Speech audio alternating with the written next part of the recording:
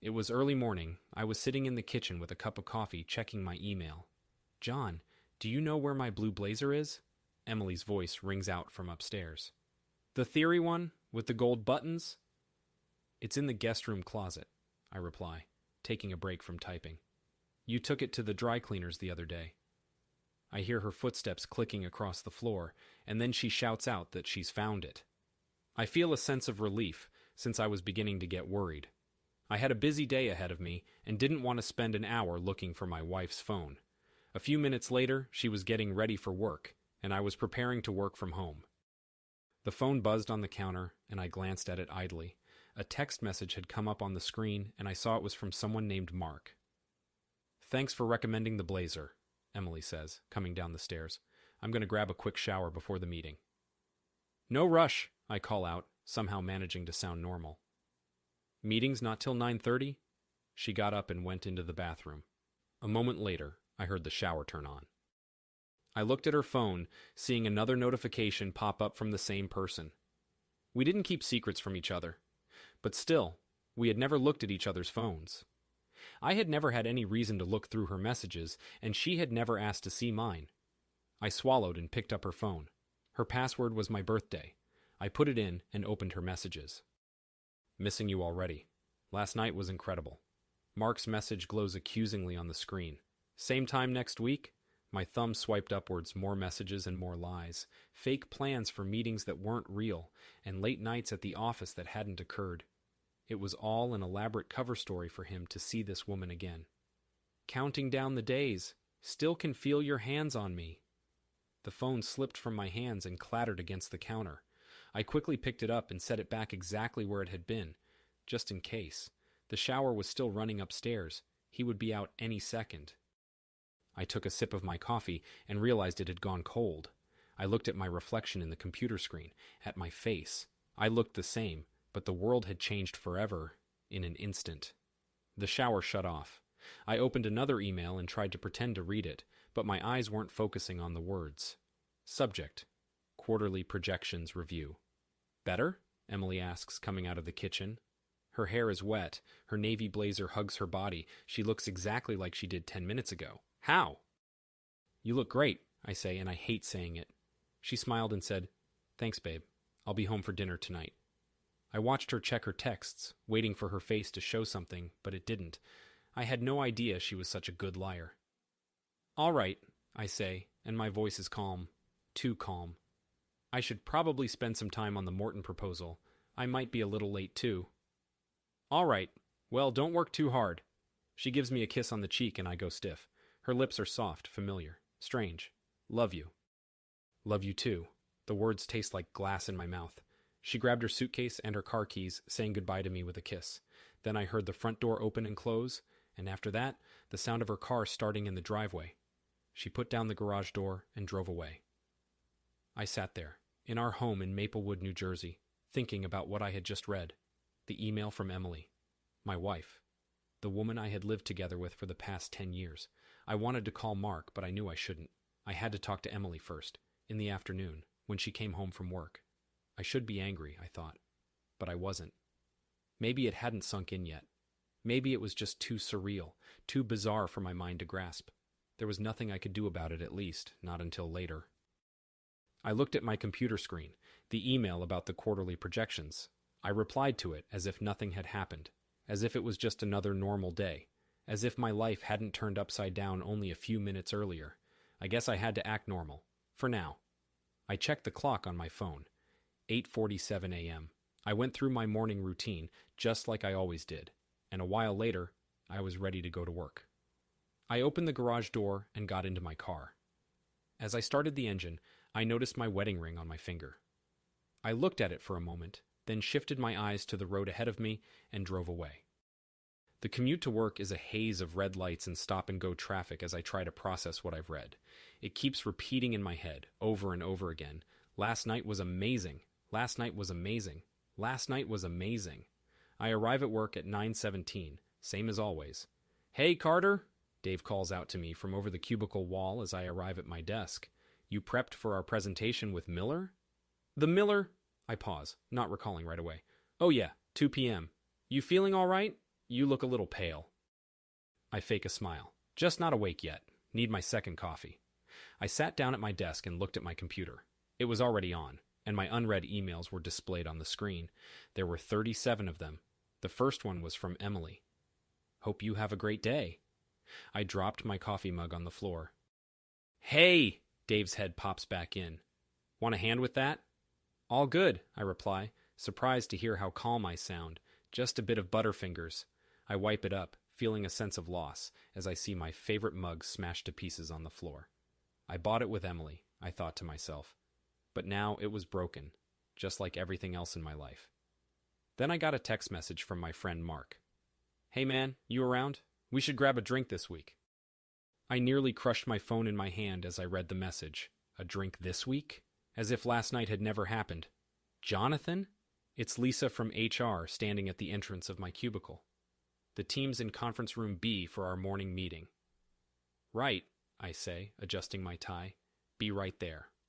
The meeting progresses for a while, and I find myself only half listening. A few things stand out to me.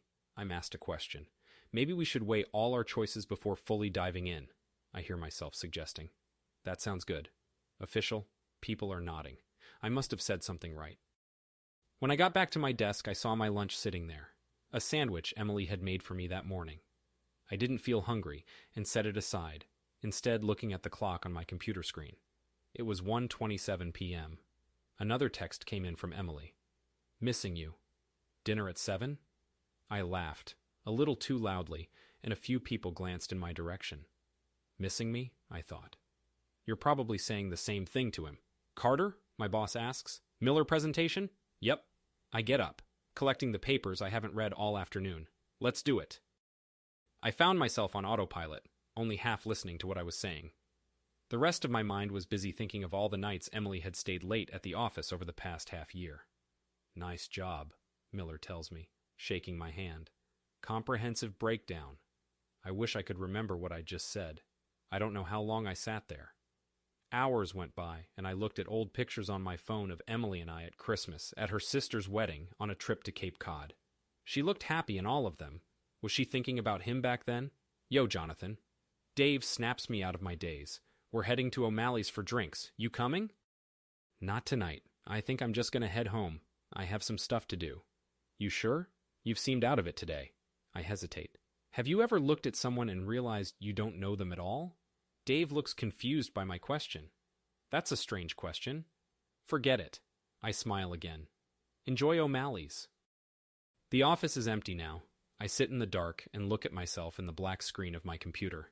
I look normal. I don't look like a man whose whole life just got turned upside down. My phone buzzes with a new text from Emily. I'm going home soon. What do you want for dinner? Chinese or Italian? I text her back. Whatever you like. As if nothing happened. As if everything is still the same.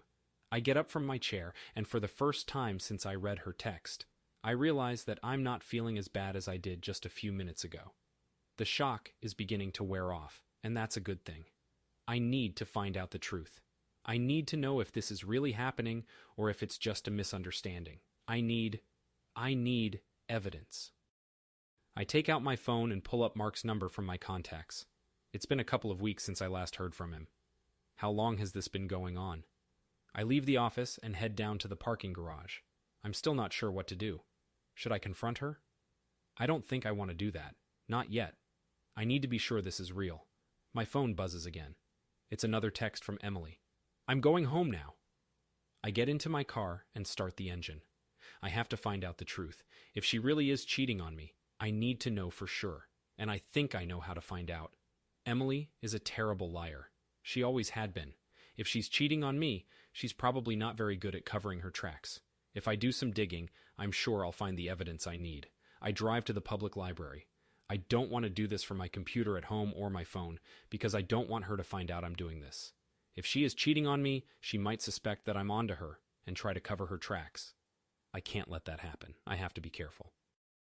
When I get to the library, I sit down at one of the computers and use the free Wi-Fi to do some research. I don't want to leave a trace of what I'm doing, so I use the library's internet connection instead of my own. It was dark outside when I left the library. The streetlights had come on, casting long shadows on the ground. I walked through the parking lot to my car, feeling a sense of unease. It was a 20-minute drive from downtown to Maplewood, and the whole way there I couldn't shake the feeling that something was wrong. I had found what I was looking for at the library, but I still didn't know for sure if it was true. I needed to get to the bottom of this. I closed the browser window and shut down the computer. The librarian smiles at me when I walk past her, but I notice a hint of worry in her eyes. Maybe she saw me sweating while I was typing. I nod politely and try to act as normal as possible. That's my life now, I realize. A long play where I have to act as if everything is fine. Driving back home to Maplewood is a surreal experience. The neighborhood looks just as it always does, but it feels different. It's as if everything is a bit off, like a distorted reflection in a funhouse mirror. I know it's not the neighborhood that's changed, though. It's me. When I park in front of my house, I see Emily's car in the driveway. She's home already. I can see her through the kitchen window, preparing dinner. I take a deep breath and put on a smile before exiting the car. "There you are," Emily says, smiling as she sees me. She's cutting up some vegetables, her knife skills immaculate as always. I was starting to get worried. Tough day at the office? Sorry, I stopped by the library on the way home. Had to check a couple of figures for the Miller account. The lie comes surprisingly easy. Such a hard worker, she smiles again. It's that perfect smile that I used to love. I ordered in from Dragon Palace. Hope you're okay with Chinese. Chinese sounds great. I loosen my tie and look at her. She's not texting him at this very moment. Is she? The doorbell rang just as she finished talking. I got up to open it before she had a chance to do so. I know, I say, with maybe a little too much enthusiasm. As I pay the delivery guy, I hear her phone chime. It makes me clench my teeth. We're sitting at the table, with the food between us. She scoops up some rice for both of us. So, this client came in today, and you'll never guess what she said, she says, taking a bite of lo mein. Is that what she always sounds like when she talks? Or am I only imagining it now because of the uncanny way she moves? And then Janet, you know Janet from accounting, right? She ended up reading the spreadsheet wrong, Emily says. Uh-huh, I reply, moving the vegetables on my plate. John, are you listening to me? I looked up at her. Of course. Janet from accounting misread the spreadsheet. Are you sure you're feeling all right? Just exhausted. I chew on food that's flavorless. That Miller presentation was a bitch. Ah, sweetie. She puts her hand over mine, and I resist the urge to pull away. You deserve a break. I'll do the dishes. Her phone dinged again, and I saw her look over at it. Actually, I need to go read a file, I say, getting up. So, no thank you. When I got home, I went to my office and installed the software from the USB drive onto my laptop. It installed quietly in the background, unseen. I turned on the TV for Emily and put on her favorite show for her to watch. My phone buzzed with a text from Mark. Hey, it was great seeing you today. We should do it again sometime soon. I looked at the text and chuckled to myself. I hadn't seen Mark today. He had no idea what he had told me or what he hadn't told me. Emily was sitting on the couch watching TV. She had her phone in her hand and was looking at it, smiling. I opened up the application on my laptop and confirmed that it was installed on her phone. I clicked a couple of buttons and began downloading her text messages, emails, and GPS data. John, I hear Emily call out. You want to watch? Nah, I gotta get this done, I answer, waiting for her text messages to load. Big day tomorrow. All right, try not to stay up too late. The first thing I check is the timestamps. Messages, calls, calendar entries. I have to make sure that everything is correct, so I save all of it. It's a long process. Emily comes by and kisses me on the head. I'm going to bed, she says. Don't stay up too late, okay? Sure, I say, lying. She goes upstairs. I hear the shower running, drawers opening and closing. It all sounds so normal, but it's not normal at all. I continue to look through all of Emily's messages, taking screenshots and documenting everything. I don't know exactly what I'm looking for. All I know is I want proof. I need to know everything. I need to know how long this has been going on and how deep it goes. I want to know if she's ever really loved me, or if it was all a lie. She sends me one more text message. Good night, love you. I reply, love you too. Then I hear her light switch turn off upstairs. I sit in the dark in my office, illuminated by the light of my computer. I feel like I'm beginning to see things clearly for the first time. I just don't know what to do about it. I don't remember when the sun came up. or when the birds began to sing. It happens gradually, of course, but I was so fixated on my computer screen I didn't notice. I've been at this all night, taking breaks only to refill my coffee and stretch my legs, as I'm led down the rabbit hole, finding more and more evidence of my wife's infidelity. The garbage truck rumbles by the house outside, and people are waking up and getting ready for another day of pretending everything is fine. It's early in the morning, and I've been up all night, reading emails and looking at bank statements. I look over at my laptop, which has the monitoring software open, showing me every single thing my wife is doing on her phone in real time. It's been 3 days now since I installed it. 3 days of pretending everything is fine. My phone buzzed and I answered it. "Hope you had a good sleep. Coffee's ready. Come downstairs." I reply, "Thanks. Big presentation today." There's no presentation. Just more lies to add to the collection of them, which were neatly organized into folders on my hard drive. I heard footsteps approaching my office and quickly closed everything and opened up a real work document. "John?" Emily stands at the door, wearing a red blouse I got her for Christmas. "You didn't sleep again." "I was busy," I say, doing my best to impersonate my morning voice. "You're working too hard," she says. The concerned wife. She's perfect. "I miss you." I chuckled at the irony of it. "It's important. I could get a promotion if I do a good job." "Well, don't work yourself to death." She walks up, putting a hand on my shoulder. I have to fight the urge to push it off. "How about dinner tonight, just the two of us?" I received another alert a few minutes later, this time showing a message from her to Mark. "Can't wait for tomorrow night.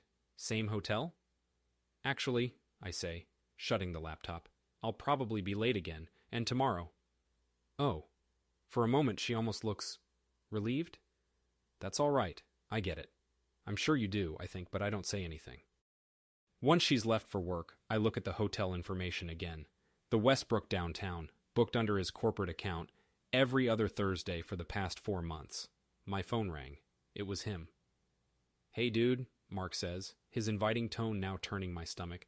"Long time. Want to meet up for lunch?" I'm looking at his credit card statement showing the charges at the hotel bar. 2 martinis each time, Emily's drink of choice. "Can't today," I say, keeping my voice flat. "Deadline." "You're burning yourself out, John. Whenever you're free, let me know." I hung up, saving the recording with the others. It was more proof, evidence I could use against him later. It wasn't just the recordings.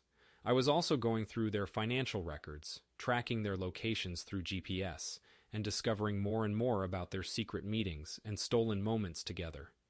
I found receipts for expensive dinners and hotel stays, all under the guise of business trips and client meetings. I printed out everything, every piece of evidence I could find, and put it in a binder labeled Project Overview.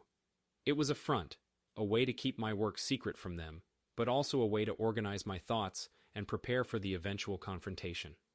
Emily texted me, telling me she missed me and couldn't wait to see me later. I saw that she had sent a similar message to Mark, telling him she had dreamed about him the night before. I gripped my pen so hard it snapped in two. The ink stained my shirt, and I cursed under my breath. At around noon, Dave called me. "Hey man, where are you?" "Client lunch bailed. Lunch at the new Thai place." "Busy," I reply, clicking through more intercepted emails. "Next time?" "You've been saying that all week. You sure you're good?" As I waited for the images to download from the cloud, it was hard to ignore the fact that her and Mark were at the beach together. The same beach we had planned on going to, but she had said there was a business emergency and she had to cancel. "Just focused," I finally reply. "Big day." "If you say so." Dave sounds genuinely worried. "Make sure you eat, dude." Hours go by. I order takeout and don't leave my computer for anything other than coffee. The more I read, the more the picture becomes clearer and more terrifying. I was just about to call Emily when my phone rang. "Hey, babe," I say, putting her on speaker as I continue typing. "Hey, you just working late? You want me to save dinner?" I check his credit card statement for tonight. A reservation at Lucia's, their regular place. "Can't. Things to do." "You're always working." There's worry in her tone. I used to like that. "I miss you." A few seconds later, I saw she was texting Mark at the same time. "All clear for tonight. Can't wait." "I miss you too," I say. It's not really true, but in a way, it is. I miss the idea of her. When she hung up, I stared at the wall for a minute. I had begun to map out their movements, trying to predict what they would do next.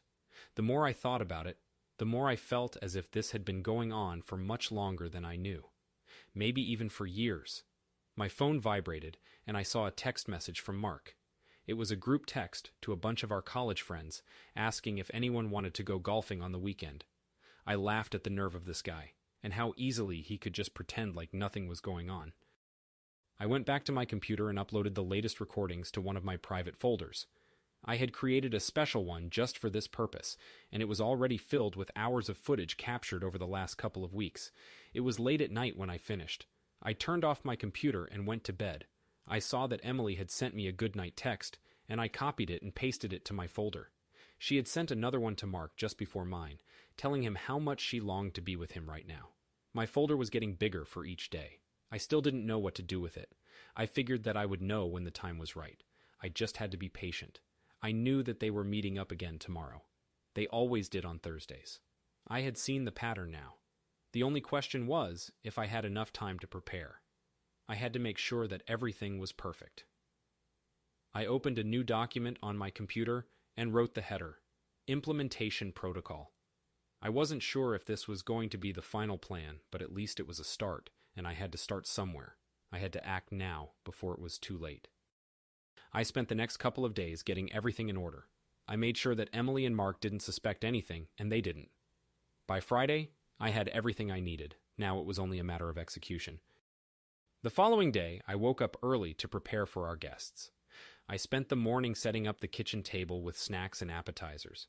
It felt good to focus on something I could control, even if it was just arranging cheese and crackers. I knew I had to keep monitoring the data, but today I decided to take a break and focus on the party.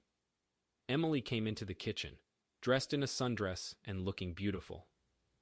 "The backyard looks great," she said, giving me a kiss on the cheek. "Good for company," I say, arranging the water crackers in a circle. "Mark's bringing that fancy beer everyone likes." "Is he? When did you talk to him?" Her voice is casual, but I notice her shoulders flinch ever so slightly. "Text chain about the party. Dave was asking about craft beers." She chuckled. "Fair enough. Do you need help with anything?" "Yeah, I'm on it." I move around a cluster of grapes. "But maybe you should pop that nice bottle of Prosecco in the fridge." "Nice touch!" She pecks me on the cheek and goes to the wine fridge. I wait a few seconds and then wipe my cheek with my sleeve. The rest of the afternoon goes exactly as I expected. Emily goes around the house, putting up decorations and preparing for the party. I spy on her phone through my computer and see that she is texting Mark, telling him when to be there. "Hun, do you want the bar cart outside?" Emily yells from the living room. "Sure, it's nice out," I say back, while reading the next text. "Looking forward to seeing you tonight, even if we can't get frisky." The first guests came at 6 o'clock. It was Sarah and Tom from down the street, carrying a casserole, and then the Hendersons, bringing guacamole. "John, this spread is amazing," Lisa from my office exclaims, surveying the appetizer table. "He's been cooking all day," Emily adds, her hand finding my lower back. I suppress a flinch. Dave showed up with his wife Angela and a couple beers in hand. He had brought some craft beers from his fridge, as promised. I asked him where Mark was and if he had brought the Belgian ale. "He'll come," I tell her, keeping an eye on Emily's face. "He sent a text."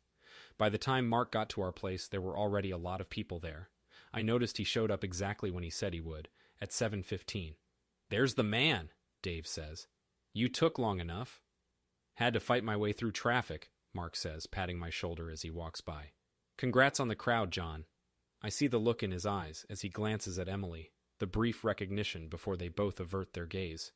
Rookie mistakes for career criminals. "Have something to eat," I tell him, pointing at the table. Emily prepared her spinach dip. I pretended to be the perfect host, going around the place, laughing at my friends' jokes, filling up their glasses, making small talk about houses and schools, all the while keeping an eye on my wife and her lover. "John, these kebabs are amazing," Sarah says. "You'll have to give me the recipe for the marinade." "Family secret," I say, seeing that Mark and Emily have slowly moved into the same group as us. But maybe I'll make an exception. More bottles are opened. The laughter and chatter grows louder. Emily's laugh carries across the yard as she stands a little too close to Mark, listening to some story he is telling about a meeting he had with a client. "You good, buddy?" Dave is next to me now, holding a beer. You're looking intense. Yeah, I'm good. Just tired. It's been a long week. That it has. But hey, at least we got the Miller account, right? I nod as Emily touches Mark's arm to squeeze past him and get to the bar cart. Right. As it gets darker outside, I move from group to group, keeping a close eye on Mark without it looking obvious. Want me to open another bottle of wine? Emily asks, walking by me with a cheese platter that's been picked clean. I got it, I say, joining her in the kitchen. I look out the window and see Mark pull out his phone and look up in our direction. Inside, Emily takes out another bottle of white. I move a bit closer, so close I can smell her perfume, the one Mark gave her. Enjoying yourself? I say, my tone neutral. It's great, she says. People seem at peace. I took the bottle of wine from her. You look pretty relaxed. She hesitated for a moment, then smiled again. Yeah, it's fun having everyone here. We should do this more often. Yeah, we should, I say, glancing over at her phone on the counter. It's Mark, and the message preview reads, "Missing you already." Emily didn't look at it, but I saw her notice the notification on her phone. I should get back out there. There are probably people who need refills. I followed her out with the wine bottle, watching as she went right back over to where Mark was standing. The night went on and people began to tell stories. Eventually, someone suggested charades and we all broke into teams. Emily and Mark made sure not to end up on the same team, but I noticed them looking at each other, trying to hide it. Your turn to guess, John, Angela says to you. Mark is up. I turn to the middle of the group and look at the guy who's been fucking my wife.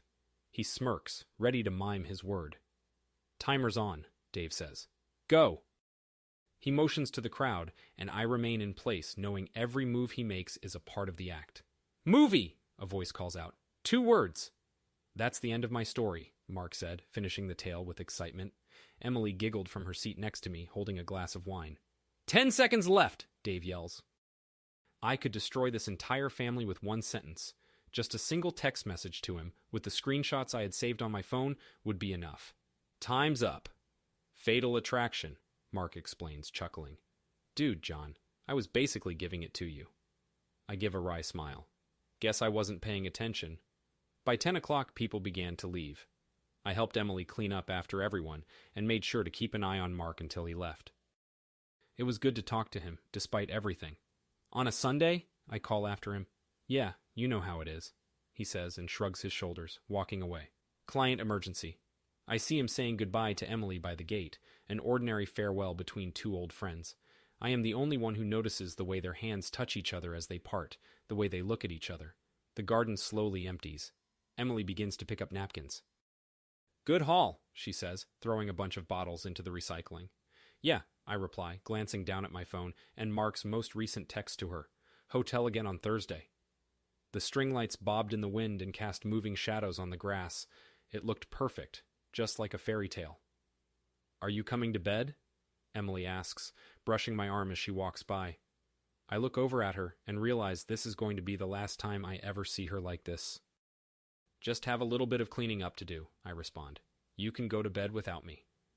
She walks inside, leaving me to stand alone in the backyard with the string lights.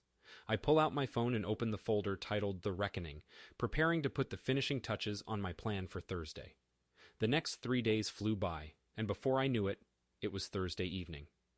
I had spent the entire afternoon turning our backyard into the ultimate party spot, just like I had imagined. Little did they know that this would be their last party under the string lights. The twinkle lights hang overhead as I place the final plate of finger foods out on the table, making sure everything is just right. The envelope is in my pocket, and I'm ready. I look out at the party and see Emily and Mark standing a few feet apart, talking to the Hendersons. Wow, John, this looks amazing, Lisa says, walking up to me with a wave of her hand. How do you manage to do all this? You'd be surprised what you can do with insomnia, I say, turning a napkin exactly 45 degrees. Dave returns with a new beer in his hand. Did you hear that Mark got the Peterson account? He's been doing really well lately. I'm sure he is. I look down at my watch. It's 8:47, right on time. I made my way over to the drinks area, where I would be able to see the table from a distance, and pulled out the envelope from my pocket. It was addressed simply with the words, "Read me." Everything okay? Emily asks, startling me. Yeah, just grabbing some more ice. You're the best. She taps my arm. I wonder if she does that to Mark. When she leaves the room, I go back and put the envelope on the table in the middle of the room, making sure it's easy to spot. Then I wait. 1, 2, 3. I hear her talking to Sarah in the garden. She's telling her about a meeting she had today. I know that meeting didn't take place. I followed her and saw her having lunch with Mark at the Westbrook Hotel. John? Dave interrupts my concentration. You good, dude? You look kinda serious. Checking to see if I did it right, I answer. Emily is still making her way towards the people. She walks over to the table, and I can see her eyes falling on the envelope, hesitating for a second. But just for a second. What's this? She asks aloud, picking up the envelope. Mark's ears perk up at this, but the rest of us continue talking amongst ourselves. I watch as Emily opens the letter. The ripping sound is deafening. Oh my God! She drops her wine glass, crimson spilling on the patio tiles. The first picture was of her and Mark entering the Westbrook. The second picture was of them having dinner. The third picture, well, there was no mistaking what they were doing in that one. Emily! Sarah approaches. What is it? But Emily is looking at the texts on her phone now, seeing the words they'd written for herself. Her hands begin to tremble as she reads them. Mark came over to see what was going on. Don't, Emily says, her voice breaking. Just don't. People began to notice something was wrong. Are those... Lisa looks at the photos on the floor. She gasps, and more people look. I stay silent, observing.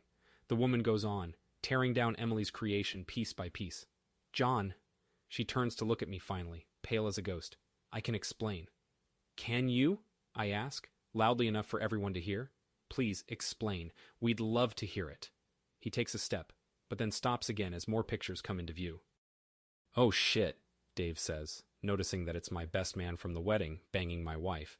In her hand are all the notes I've been taking. Not like this, she says softly. Please, not like this. Like what? I reply. Public, embarrassing, crippling. The string lights keep swaying back and forth, illuminating the faces of the people in the room as their expressions change from surprise to comprehension. I think we should go, Sarah says to her husband. Others murmur in agreement, moving to collect purses and jackets.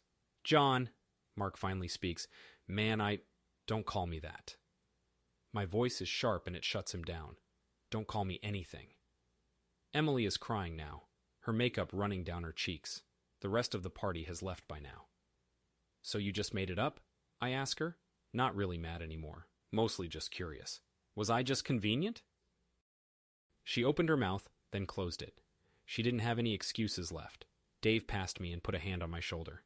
Let me know if you need anything, man. And then it was just the three of us, standing in the wreckage of the party. You need to go, I say to Mark, looking away. Get out of here. He thought about it for a second.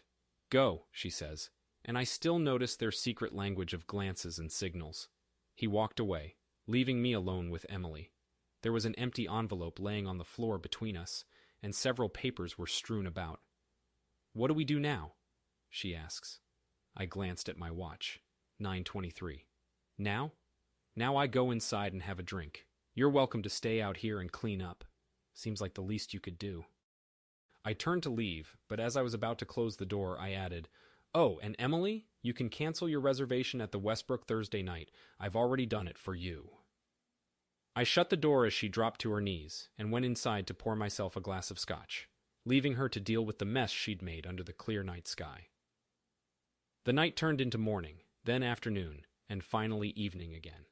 By the time we were ready to host our garden party 24 hours later, everyone who needed to know had been informed. They all showed up to the party. If anything, the rumors had only made them more eager to attend. It started to spread. People began to murmur, and from my vantage point, I could see the pictures and messages being passed around the lawn like a growing wildfire. Is that... No, wait, Jesus, check out the timestamp on this one, Sarah is saying to Angela. The pair of them crouched over what I can only assume is a picture of their business lunch from 3 weeks ago. Lisa gasped. But they were just at the company Christmas party together. Emily stood in the middle of the room, holding her glass of wine in her hand. It was the last time she could pretend. This has gotta be a mistake, Mark says, more to himself than anyone else. The same kind of bluster I've heard in sales pitches before a deal goes south. Mistake? Dave replies. These are all dated and time-stamped. That's your company card, Mark. I drank more of my scotch, watching the faces change from conviviality to gossiping curiosity. John, Emily says, looking at me with tears in her eyes, can we talk about this in private? Like you talked about our marriage in private with Mark? I hear myself say in an even tone.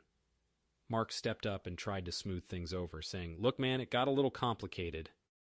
No, I say, holding my hand up to silence him. No, there's nothing you can say that will make this better, so don't say anything. The Hendersons were already packing up their things and making excuses. Sarah was holding her husband's arm, leading him back to the gate and glancing back nervously. You know, maybe we should, Lisa starts to say, motioning towards the door. Don't let me stop you, I say, pouring myself another drink. I'm sure Emily and Mark have a great story about how they got their schedules to line up. Emily looked like she was about to faint. She leaned on the table for support. That's not how... How what? I ask, turning to look at her. How you were going to keep up the lie? How you thought this was going to play out? More and more people are beginning to leave. The pictures are still being shared around the room, and I get the feeling that the neighborhood will be talking about this for a long time. Your own best man, Angela says to herself, shaking her head as she scoots by. His wife was standing all by herself, looking at a string of text messages on her phone. They were from yesterday. Karen, Mark approaches her. Baby, please, let me... She slapped him hard across the face, and all the muttering died away. Then she turned and left without saying anything else, and Mark didn't say anything either. So, Dave finally says, those golf weekends, you weren't actually golfing, huh? She sat down in one of the patio chairs, looking defeated. To get caught? I finish for her, taking a sip of scotch. Obviously. Your OPSEC was shit. You really need to use stronger passwords. The rest of the guests took this as their cue to leave. They said their goodbyes or just left, and soon it was only Dave who remained. You can go if you want, man, I say to him, still staring at Emily. This isn't going to be very fun. You sure? He asks, looking at the both of us. I could go home, Dave. Tell Angela you got some gossip for her to post online. He walked past me, giving my shoulder a squeeze, and said, Call me, any time. The gate shut, and the three of us were left alone. The photos and messages were scattered around us on the grass like fallen leaves. What do you want me to say? Emily asks, her voice almost inaudible. Nothing, I answer, downing the last of my scotch. I think you and Matt have said plenty over the last few months. If you need a refresher, you can look at your phones. I saved everything. Mark tried to say something, but he didn't find the words. John, we never... To ruin 2 marriages. To crush your wife's spirit in front of all of our friends. To make us the talk of next month's neighborhood association meeting. I placed my glass on the table gently. It's crazy how much we often get exactly what we don't want. She gets a message on her phone, probably already someone offering their support just to retract it the second she leaves the room. You didn't have to do this, she says, a bit of anger now entering her voice. You could have called us out in private. I laughed, despite myself. Oh, really? Let me check the timestamp on that picture from the hotel lobby again. I should go, Mark said, walking towards the gate. Yeah, I say. You really should. I'm sure Karen could use some help packing. He winced, but didn't turn back around. A few seconds later, I heard the gate closing behind him. Emily looked at me, and at the remnants of her infidelity strewn across the ground. Her makeup was running down her cheeks. What now? She asked me. I looked at my watch. It wasn't even 10 o'clock yet. What am I doing now? I'm going to call my lawyer, and you're going to stay out here and clean up. Really get in the habit now. I look back at the house one more time. The lights on the patio are still on. Hey, Emily, you might want to check out the Westbrook. Apparently they do a monthly discount. I closed the door, shutting out the sound of her crying, and went to call her parents. I left her outside, alone, with all of the evidence of her deception lying on the ground below the stars. After a few minutes, the sound of shuffling came from the backyard, the sound of crumpling paper, and a few muttered curses. I waited, listening, feeling a strange sense of calm. After about 10 minutes, I heard the back door opening and closing. She was coming back inside. I closed the door behind us, hiding the smashed-up cuckoo clock from the view of our neighbors.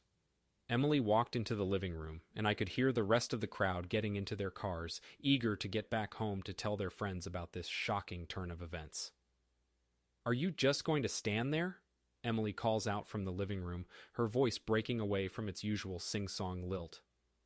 I walk slowly through the house, looking at things I hadn't noticed before, even after weeks of watching them. "We need to discuss this," she says as I walk into the room. "Do we?" I sit down on my leather armchair, angling it so I can face the window, and the streetlight casting through our designer curtains. I think the footage was pretty clear. She paces back and forth, her shadow growing and shrinking on the wall as she does. "You had no right to embarrass me." Rights. Humiliation. Those are some interesting words you just used. I recline, observing the woman. "Expand on rights and humiliation, Emily. This isn't..." She pauses, nervously combing her hair with her fingers. "Jesus, John, can you at least look at me? I am. For the first time, maybe." She finally snaps. "Fine! You want to talk about it? Yes, I had an affair. And yes, it was wrong. But you didn't need to do what you did." "I didn't wreck anything," I say. "I just showed you the wreck. We could have fixed this. Between us." She sits down on the couch. "Got some therapy. Worked things out." I let out a dry laugh. "Like when you discussed your plans with Mark at the Westbrook? Or at Lucia's? Please." Room 412. Bi-weekly appointments. "Would you like me to read you some of the screenshots I saved?" "No," she whimpers. "You sure? They're really quite imaginative. I loved that bit about the beach house last month." She put her hands in her lap. "I made a mistake. I know that. But you haven't been there for me for months." "But I wasn't at work, was I?" I look at her from across the room. I was taking notes, and recordings, and keeping tabs. "Why?" Her voice is shaky. "Why didn't you say anything the moment you found out?" I thought about her question for a few seconds, so I could be sure. I needed to be sure. To embarrass me, to get out of it. She looked at me, tears running down her cheeks. From what? From the make-believe world. From questioning my own sanity. From you. I see the understanding cross her face just as a car passes outside the window, its headlights lighting up the room for a second. "You're divorcing me," she states. "No, Emily. I'm setting you free." I reach into my jacket pocket and pull out an envelope. Not the one from out front. "My lawyer will call yours in the morning."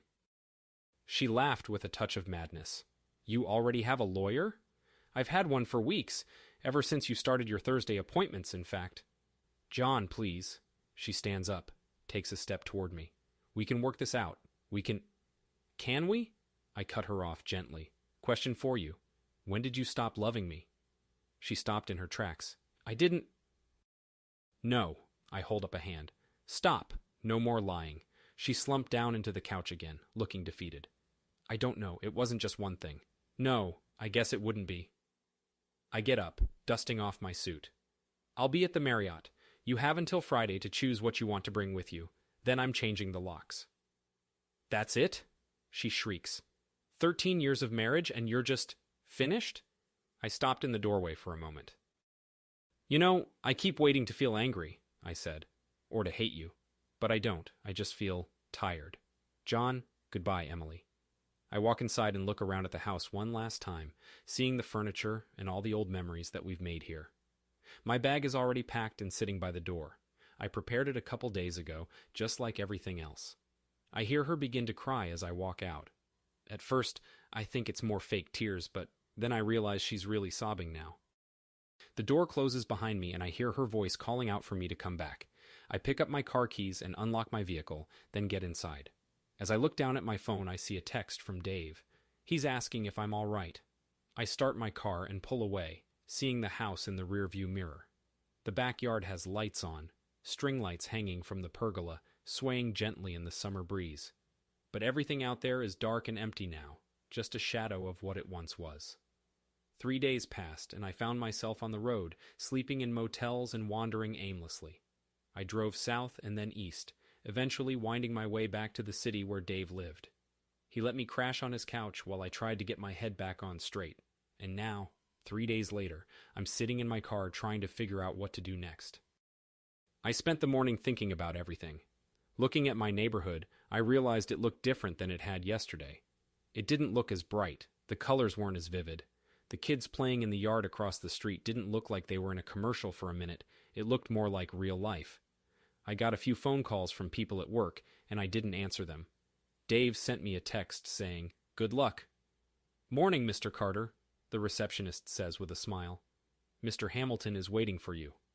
The hallway to his office seems longer than I remember, like each step is leading me toward something. Jonathan. Robert Hamilton stands up from his desk, reaching out to shake my hand. Thank you for being prompt. Roads were clear, I say, sitting down in one of his chairs. He leaned back in his chair, looking at me like he had dealt with divorcing couples 1,000,000 times before. I heard about last night, small towns. Word gets around, especially when it's this fantastical. He leans in. You got everything?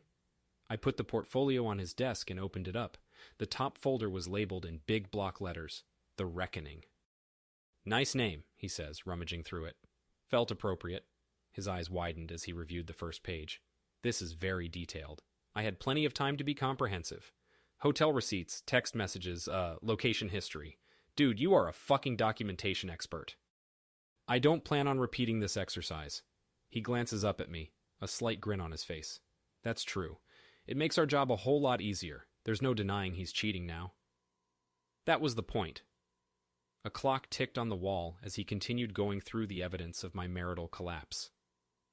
The house is in both your names? He asks, taking notes. Yes, we bought it 3 years ago. And you wish to retain it? I watch a raindrop hit the window, leaving a crooked trail down the glass. I wanted to sell it. Too many shadows. Nice. And the Cape Cod vacation home? That's hers. I'm not going back there. Lightning flashed in the distance, followed by a low rumbling of thunder. The storm was right on cue. You've made this remarkably easy, he says, shutting the folder. No kids, proof of cheating, different bank accounts. This could be over in months, not years. Good. He looked at me, considering my reaction. You seem awfully calm about all this.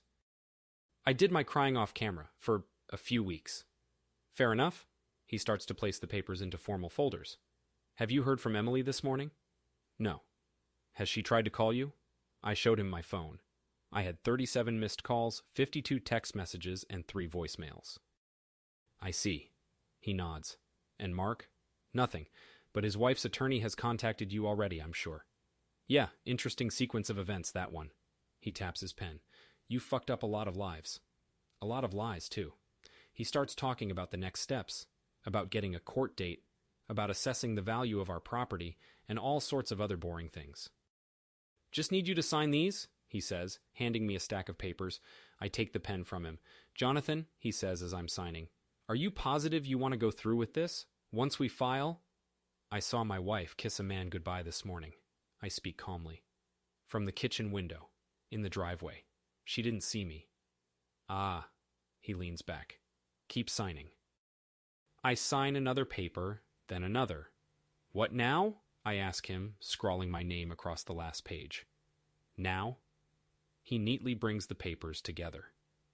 Now we begin taking apart your marriage piece by piece, the same way you chronicled its demise. Poetic. My assistant will reach out with the court date. He rises, offering his handshake once more. Get some sleep, Jonathan. The worst is behind you. I shook his hand, lifting the empty portfolio. Is it? That's because it is, my dear. Lies are what drain us. As I walk out of his office, I notice the rain has let up a little. My phone rings. It's Emily. I silence it and walk outside into the cool morning. A text message from Dave pops up on my screen. It says, Lunch? I look back at the office building where my divorce just started. The portfolio is a bit lighter now. Sure, I respond. Same place?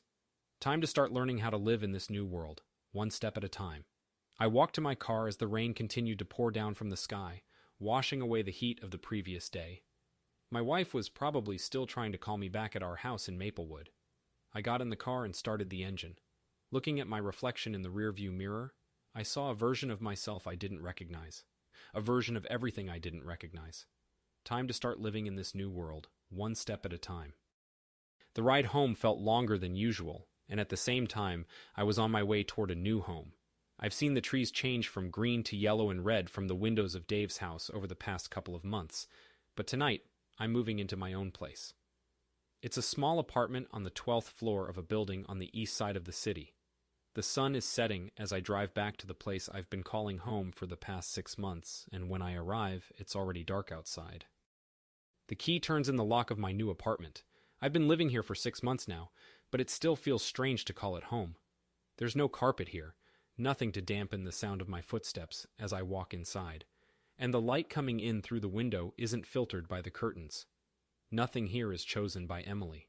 I bought all the furniture myself. I decorated the place myself. There are no pictures of family or friends on the walls, no expensive art to impress guests. My phone vibrates. It's a text from Dave. "All good?" he texts me. "All good," I reply. And this time, I mean it. I heard the coffee maker start to brew the coffee. It was fresh ground coffee beans, but not the same kind I used to buy when Emily was around. I had changed brands recently, as I had changed so many other things. The divorce papers had arrived yesterday in the mail. I still hadn't gotten around to filing them in my folder with all of the other evidence. My computer dinged with an incoming email. I looked at it and saw it was a message from Karen. It was a simple thank you note. We had been exchanging a lot of those lately. "Got time for a coffee this week?" she says. "Want to pick your brain about divvying up assets." I know the irony of my situation. Just a year ago, I wanted to burn the whole world to the ground, and now I'm giving people advice on how to live a better life.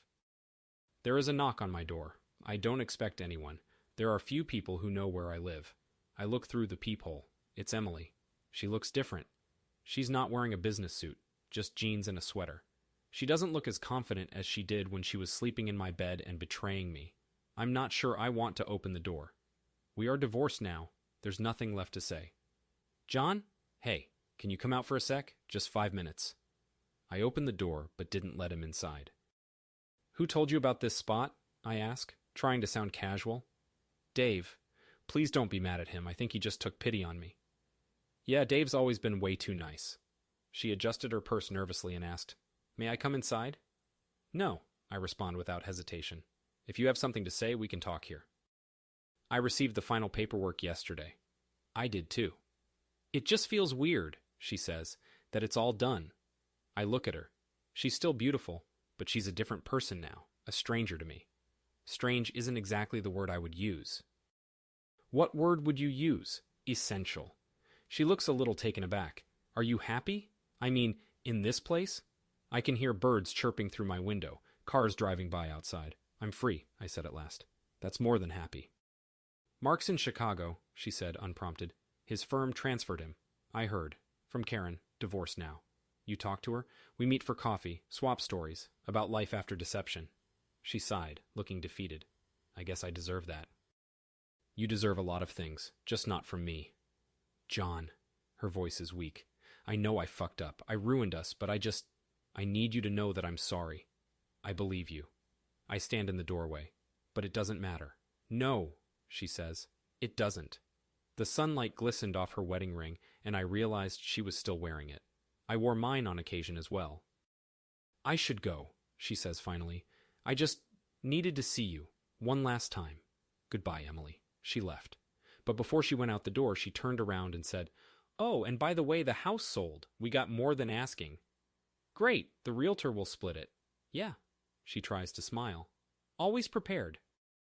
I listened to her footsteps as she walked away, her high heels clacking against the ground.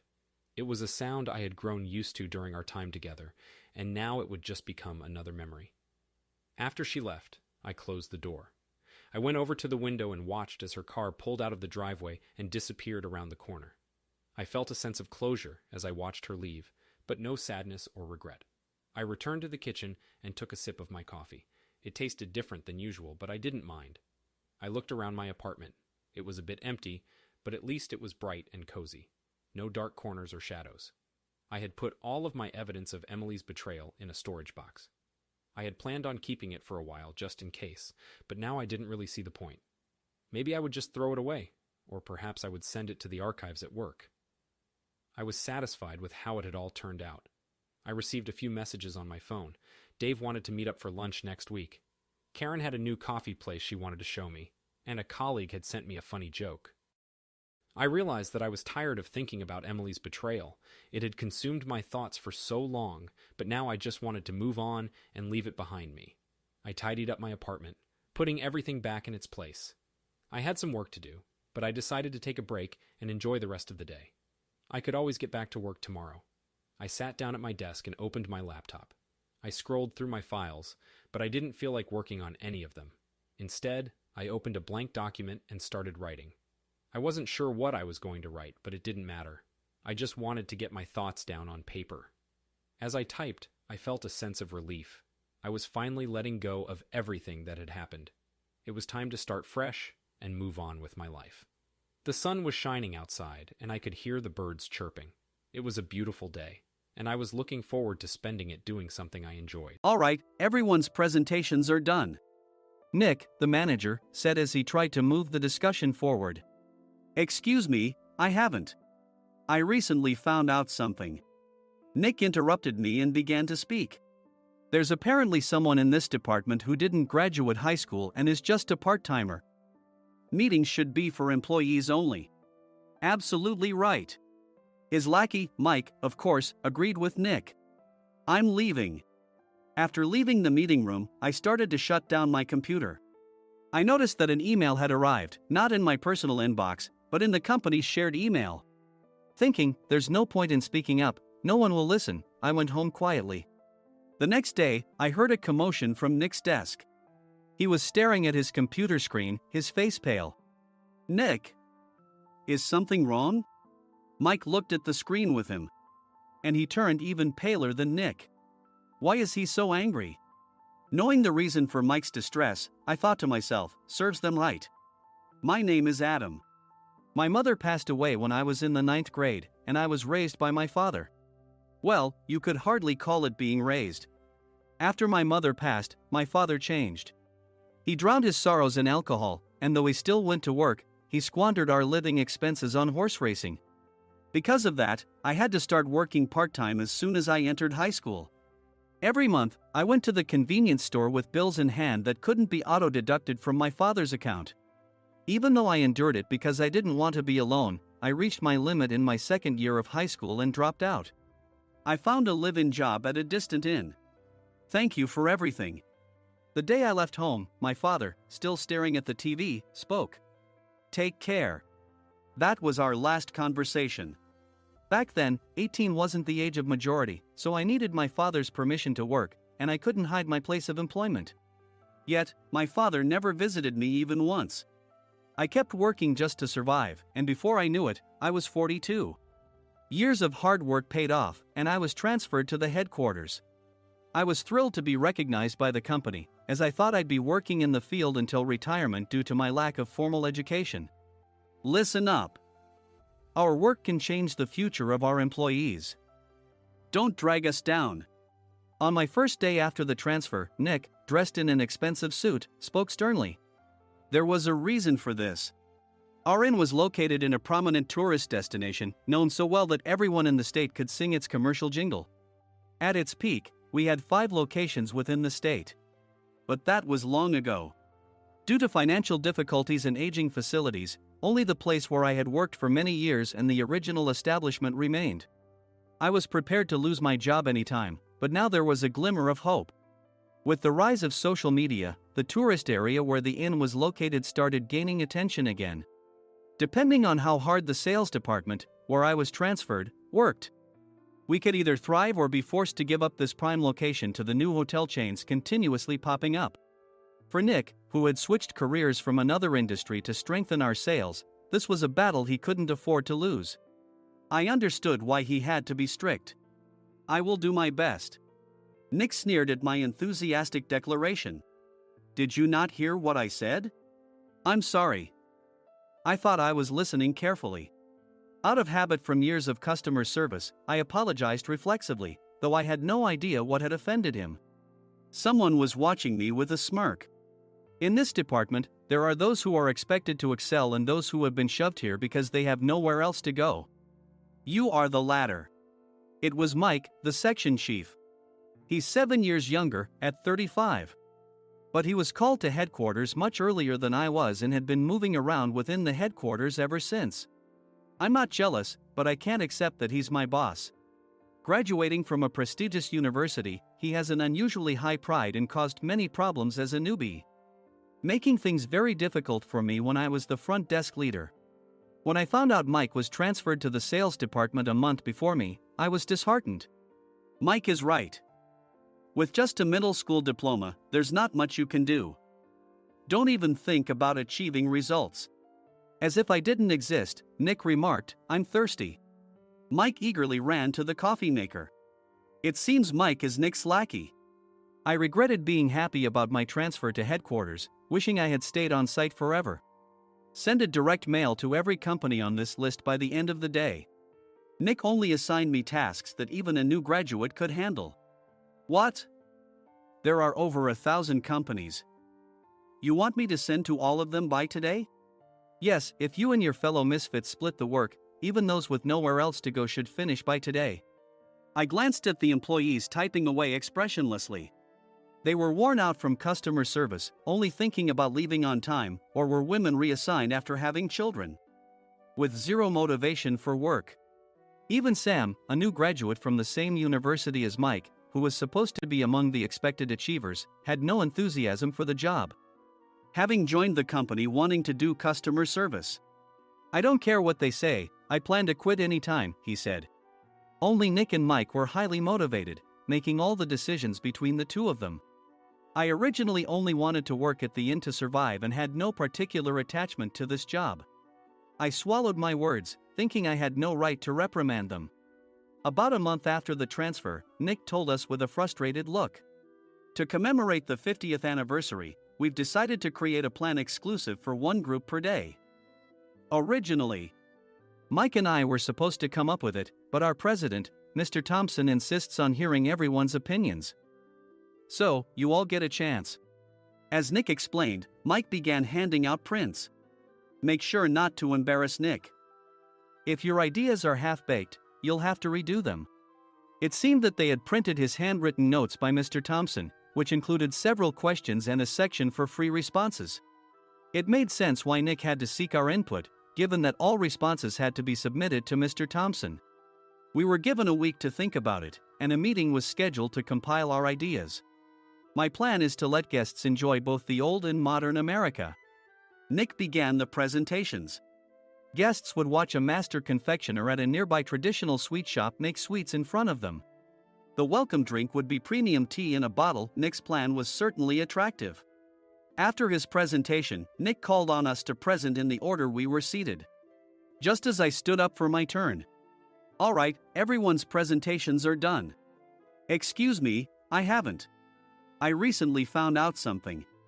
Nick interrupted me. There's someone in this department who didn't graduate high school and is just a part-timer. He was likely talking about me. I joined the company as a part-timer and was made a full-time employee when I turned 20. That was 20 years ago, so Nick and Mike probably had no chance to know until recently. Meetings should be for employees only. Absolutely right. After that, Nick kept creating opportunities to solicit everyone's opinions, purposefully excluding me from speaking. The meeting unexpectedly heated up and went past the scheduled end time. A few people asked to leave, and the discussion continued with the remaining few. Still here? Normally, you'd leave in that situation. Though I had no attachment to the job initially, hearing kind words from customers made me want to make them happier. For someone like me, with nowhere to go, the inn was my home and customer service was my life. I felt pathetic about my current self. I'm leaving. I left the conference room and started shutting down my computer. I noticed an email had arrived, not in my personal inbox, but in the company's shared email. Thinking no one would listen to what I had to say anyway, I quietly went home. The next day, while preparing the DM as instructed, I heard a commotion from Nick's desk. In his haste to stand up, he hit his knee on the desk. He stared at his computer screen, his face pale. Nick! What's wrong? Mike, thinking he should be the first to rush over, approached Nick while still wearing his coat. He peered at the screen with Nick. And he turned even paler than Nick. Why is he so angry? Who is responsible for this company? Nick, more irritated than ever, asked, and Mike answered without checking. Probably Sam.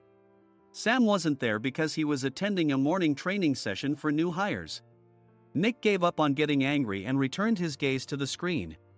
They were looking at an email that arrived right after the end of the working day yesterday. Apparently, no one, including me, had checked it before leaving. The email was from a large company that used us for their annual employee trips. The president and executives of that company also frequently used our services personally. President of the company, Mr. Mason himself, had declared that neither he nor his company would ever use our services again. Well, some companies cancel their employee trips or stop using our services due to financial struggles. Let's just move on. Mike kept wiping the sweat from his forehead with a handkerchief. Knowing why Mike was so agitated, I quietly watched their interaction. Do you know how much revenue we get from that company? We can find other guests to fill the rooms, but we'll lose the banquet costs, gift shop revenue, rental car fees, and more. Moreover, the gifts were supposed to be prepared by the traditional confectionery shop involved in Nick's proposed plan. If it's known that we incurred such a huge loss at this critical time, Nick's position in the company would be jeopardized. Nick took a deep breath, seemingly trying to calm himself. All right, Mike.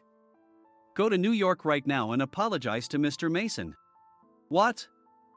You're coming with me, right? I have urgent work to do. I trust you, which is why I'm entrusting this to you. Please. Mike, believing Nick's sincerity, agreed with a determined look on his face, saying, yes. That's Nick for you. Even if Mike went to apologize, Nick would shift all the blame onto him if the client didn't change their mind. Well, it was Mike's fault to begin with, so it served him right. About 3 hours later, Sam answered a call from somewhere and repeatedly apologized, saying, I'm very sorry. Everyone watched to see what was happening. After ending the call, he informed Nick with a weary tone. When Mike arrived at the client's company, he only made things worse, further infuriating Mr. Mason. He was demanding, get his boss here immediately. It was no wonder Sam was exhausted, dealing with such a call right after returning from training. What is that idiot doing? All right, Adam, you're coming with me. If sacrificing Mike didn't work, then I must be next. Normally, I'd want to refuse at all costs, but I saw an opportunity in this situation. If I can be of assistance, I'd be happy to join you. I immediately followed Nick, and we flew to New York. When we introduced ourselves at the reception, it became clear how serious the situation was, as the receptionist personally escorted us to the president's office. Angry voices leaked through the door, making both Nick and me uneasy. Excuse me. I'm Nick, the supervisor. I understand my subordinate has caused you trouble, and I deeply apologize. Nick, with his experience in the corporate world, knew enough to offer an apology before excuses. However, his customer service skills left much to be desired. I sighed as I saw Mike trembling like a small dog in the corner of the room. What kind of training are you giving your subordinates? Mr. Mason glared at Nick with a red face. The intensity of his gaze made even Nick take a step back. Regrettably, I joined this company only 2 years ago and was unaware of Mike's issues. I should have identified his shortcomings sooner. Indeed. I should have realized sooner. No sensible person would come to apologize and then give a lengthy presentation on the drawbacks of not using their IN. Nick froze, his mouth slightly open. Suspecting the worst, I picked up the documents that had fallen to the floor. It seemed Mike hastily prepared these documents on the plane, listing the disadvantages. Disadvantage 1: if you change the venue for the company trip, employees might suspect it's for cost-cutting reasons, leading to a negative impression. Reading it aloud half-jokingly, Nick snatched the papers from my hand and checked the contents with a furious expression. Among the stack of documents was a receipt from a nearby convenience store's copy machine. I felt a pang of dread, hoping he hadn't shown the receipt as well. What do you think he said when I asked what kind of nerve he had to do this? I'm very sorry. Faced with the dire situation, Nick must have thought there was nothing left to do but apologize. In a voice smaller than I'd ever heard from him, he uttered words of apology. He said, I'm a Harvard graduate. I don't believe I said anything wrong. Mike, what have you done? Forgetting his plan to pin the blame on Mike, Nick yelled loudly, even in front of Mr. Mason. I didn't do anything wrong. You're still saying that? Look at him. Mike pointed at me with a shaking hand. I was assigned to headquarters in my 20s and now I'm a section chief. This guy only made it to headquarters at 42. Everything I've done proves I was right. So why are we losing the contract? Having said his piece, Mike collapsed to the floor. Of course. You were sent there because you had nowhere else to go. Mike never expected to hear such words from someone he looked down upon. He lunged at me, and Nick hurriedly stepped in to stop him. Mr. Thompson told me Mike is a quick thinker, and to take good care of him. There's no way he was pushed aside. Don't make things worse here. He didn't say quick thinker, he said only quick-witted, didn't he? I don't remember that part. I recalled the many troubles Mike caused when he was a newbie. When Mike was on the front line, his pride was so high that he never apologized to customers. Customer service, especially in our job, doesn't work alone. It brings both good and bad situations. If the front staff or housekeepers made mistakes, or the cleaning company didn't properly clean a room, one had to apologize to the customers regardless of personal fault. Mike, in such situations, would never apologize, insisting he wasn't at fault. This often angered customers, and as the front desk leader, I frequently had to apologize on his behalf. He caused complaints and disrupted operations, which is why he was quickly moved to headquarters. In departments where he didn't interact directly with customers, his quick thinking was beneficial and things went well. But it seemed his flaws were starting to show. Corporate reservations are supposed to be entered into the system by the sales representative. But a quick check yesterday revealed that more than 10 items were missing from the client's reservation. The handover document clearly stated what needed to be prepared. Why didn't you enter it into the system? Why do we have to give them special treatment? Filling rooms near the banquet hall, setting up all the food in advance. Specifying the brand of wine, they're too demanding. No wonder he always angered customers, I thought, feeling a headache coming on. Grouping them in rooms near the banquet hall is for our benefit too. It makes it easier for the staff to set up beds and serve breakfast since everyone's schedule is synchronized. As for the other requests, Mr. Mason suggested them to lighten our load. I didn't know that. Nick finally seemed to realize that Mike was the one who had angered the client. What did you say to them? I just told them we wouldn't give them special treatment anymore. We shouldn't waste effort on things that don't bring in money. I was utterly exasperated at his lack of understanding of customer service. Of course, we shouldn't comply with unreasonable demands.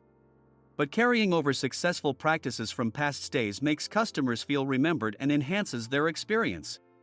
Good memories encourage repeat visits. That's part of our job. I looked down at Mike, who was sitting on the floor. In our job, nothing is a waste. Mr. Thompson likely moved you to the sales department, hoping you'd finally understand this.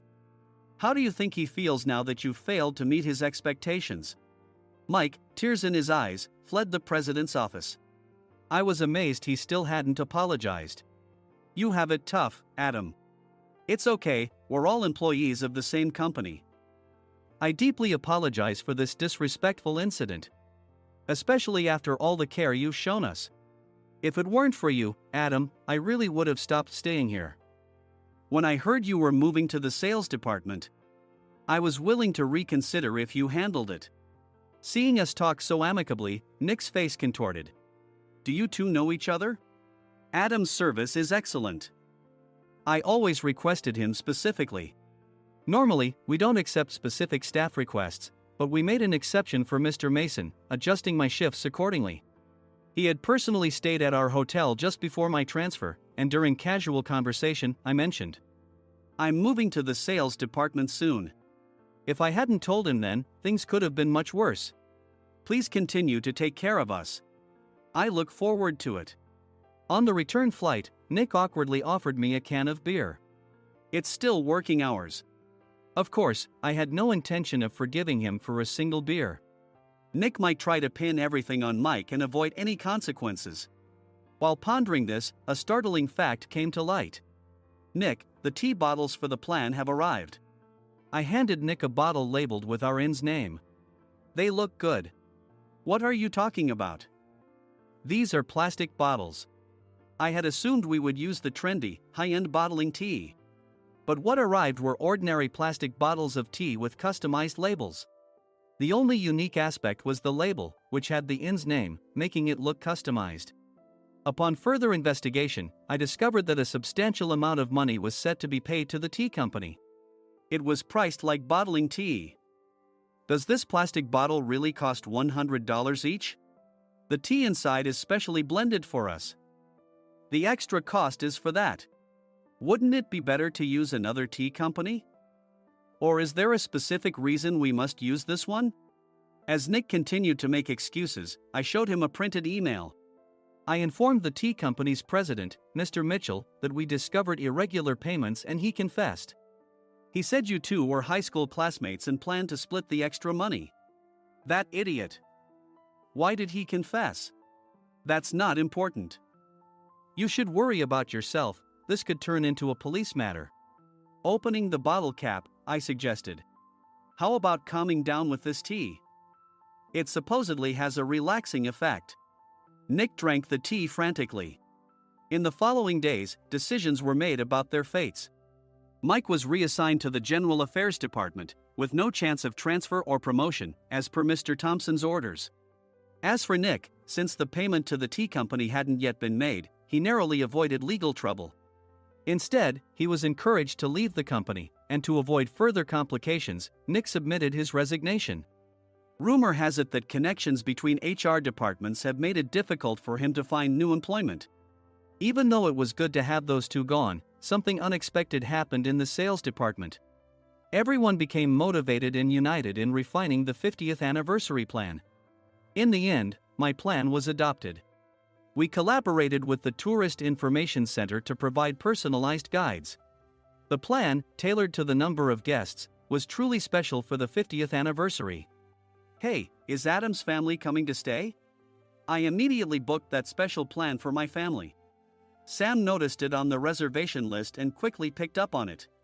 Yes, I'm inviting my father. That's great. I might invite my parents too. I lacked the courage to face my father just as Adam. But here, with the confidence Mr. Mason praised, I felt ready. The 50th anniversary plan was a perfect opportunity to reconnect with my father. I hoped to bring back the days when we could laugh together as we once did.